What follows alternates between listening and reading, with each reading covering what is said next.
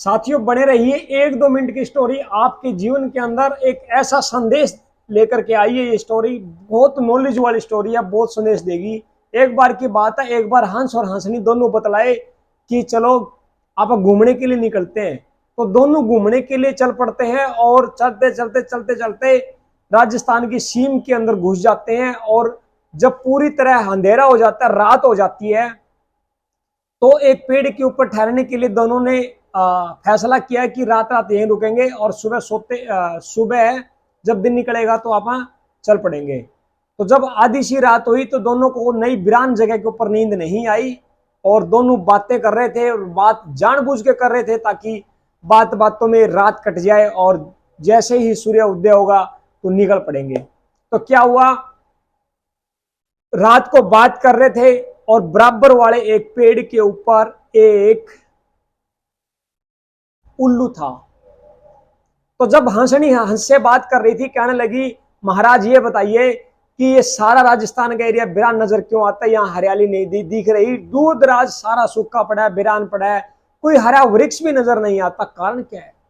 तो हंस कहने लगे, बोले ये इसलिए है कि यहाँ उल्लुओं का डेरा है, यहाँ उल्लू रहते हैं। बोलिए अच्छा, उल्लू रहते हैं तो सारा एरिया बिरान है, उल्लू रहते हैं तो हरियाली नहीं है, उल्लू रहते हैं तो किसी पेड़ के ऊपर कोई हरी टहनी नजर नहीं आती, उल्लू है तो यहाँ हरियाली फसलें नहीं है। बोली हाँ, यहाँ उल्लुओं का वास है।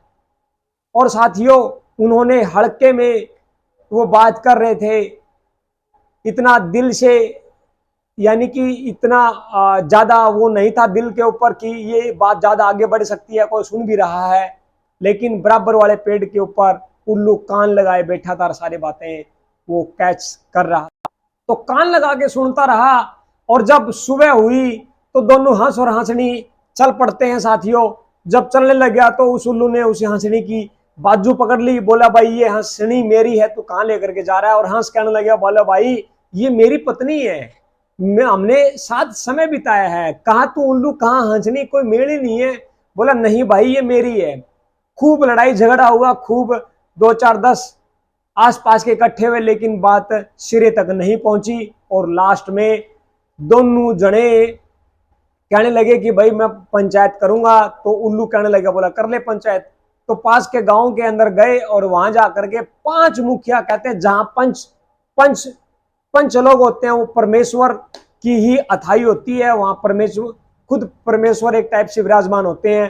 तो हंस को यह मंजूर था कि पंचायत फैसला करेगी, बिल्कुल स्टिक करेगी, हक में करेगी, बिल्कुल निरोड़ा फैसला देगी, एक तरफा फैसला देगी, क्योंकि पंचायत को तो पता है कि ये बेवकूफ है, हंसनी इसकी है ही नहीं है। जब पंचायत हुई तो 5 जो मुखिया थे वे कहने लगे दोनों पार्टियों को कि भाई हम बाहर जाकर के बतला लेते हैं कुछ, उसके बाद फैसला देंगे। तो बाहर आए 5 लोग, जो पंच वे थे, पंचायती थे, वे बाहर बतलाए। और बतलाने के बाद कहने लगे आपसरियों में कि बोला भाई हंसनी तो हंस की ही है, लेकिन भाई साहब रहना तो अपने को अपने भाईचारे के अंदर है, क्यों नहीं आ पाई हो फैसला जो अपने भाईचारे के हक में दे देते हैं। तो ऐसा ही हुआ, जब आए बतला बतलोगे कहने लगे, बोले हंस भाई बात सुन ले, ये हंसनी तेरी नहीं है, ये हंसनी तो इस उल्लू की है। तो हंस रोया, हंस ने लास्ट वही वही एक रास्ता था, वही एक स्टेज थी, उसके बाद तो कोई रास्ता नजर नहीं आया कि भाई कोई और भी कोई फैसला हो सकता है, नहीं वहां से जो है, और उसके लिए कोई भी रास्ता उसको नजर नहीं आया। आखिरी में रोता विलाप करता हुआ वहां से निकल पड़ता है। जब उस गांव से थोड़ा सा बाहर फिरनियों में आया, गांव से 1-2 किलोमीटर निकला, तो वही उल्लू उस हंसनी को लेकर के साथ साथ पीछे पीछे आया और कहने लगा, हंस भाई रुक। बोला ये ले जा, तेरी हंसनी तेरी है, मुझे इससे क्या लेना देना, ये मेरी नहीं है, तेरी ही हंसनी है। लेकिन मुझे बता दे, रात उस पेड़ के ऊपर तुम लोग क्या बात कर रहे थे। साथियों विचार करने वाली बात है, ध्यान से सुनिए इस बात को, क्या उन दोनों के सवाल जवाब होते हैं। बोला रात तुम क्या बात कर रहे थे। बोला कुछ भी नहीं। बोला सच्ची बता देगा, तेरी हंसनी मैं तेरे को दे दूंगा, तू ले जाना इसको। तो कहने लगे, बोला कुछ नहीं यार, ऐसे बात कर रहे थे। हंसनी कहने लगी, बोले सारा वीरान क्यों पड़ा, एरिया सारा सूखा क्यों पड़ा, यहाँ हरियाली नजर नहीं आती, यहाँ कोई फसल नजर नहीं आती, यहाँ पे कोई पेड़ ही हरा नहीं है। तो बोला तूने क्या जवाब दिया। बोले मैंने ये कहा था कि यहाँ उल्लू रहते हैं। बोला बस यही मेरे अंदर घर कर गई यही बातें कि यहां उल्लू रहते हैं, कि ये एरिया इसलिए वीरान नहीं है कि यहां उल्लू रहते हैं इसलिए हरियाली नहीं है, कि यहां उल्लू रहते हैं इसलिए आप पेड़ों पे हरियाली नजर नहीं आई, इसलिए उल्लू रहते हैं तो इसलिए नहीं है कि यहाँ पे कुछ भी फसल नहीं होती। मतलब ये नहीं है कि उल्लू रहते हैं तो सब कुछ वीरान पड़ा है। बोला यहाँ वीरान इसलिए पड़ा है, हरियाली इसलिए नहीं है, सूखा इसलिए पड़ा है, इसलिए पेड़ पौधे यहाँ नजर नहीं आते, कि बोला इसलिए नजर नहीं आते कि यहाँ उल्लू रहते हैं। बोला ये इसलिए वीरान पड़ा है कि यहाँ फैसले सारे उल्लुओं के हक में होते हैं।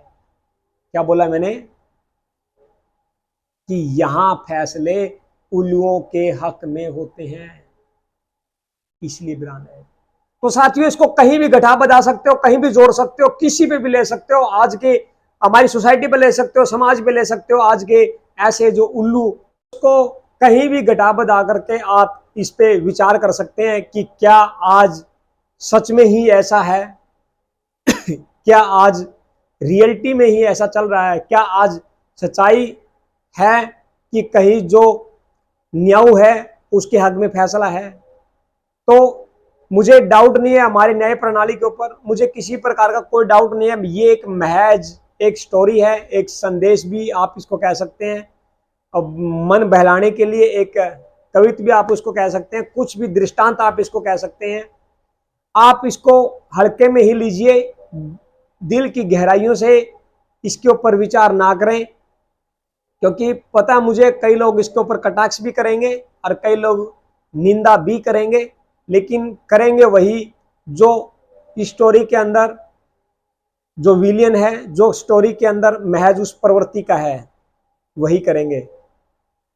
तो इसको एक हल्के में लेकर के इसके ऊपर विचार अमल करें और कमेंट बॉक्स के अंदर मुझे जरूर दें कि उल्लू ठीक था या उनका फैसला ठीक था, उनकी कमेटी का या उनकी सोसाइटी का या उनके भाईचारा का आप कहिए, या हंस अपनी जगह सही था या हंस सही था या नहीं था, उसको कब्जा करना चाहिए था कि नहीं करना चाहिए था। आप मुझे कमेंट बॉक्स में ज़रूर बताएं। अभी चैनल सब्सक्राइब नहीं किया है, इस तरह की बहुत सारी स्टोरीज मैं आपके लिए लेकर के आता रहूँगा, दृष्टांत लेकर के आता रहूँगा।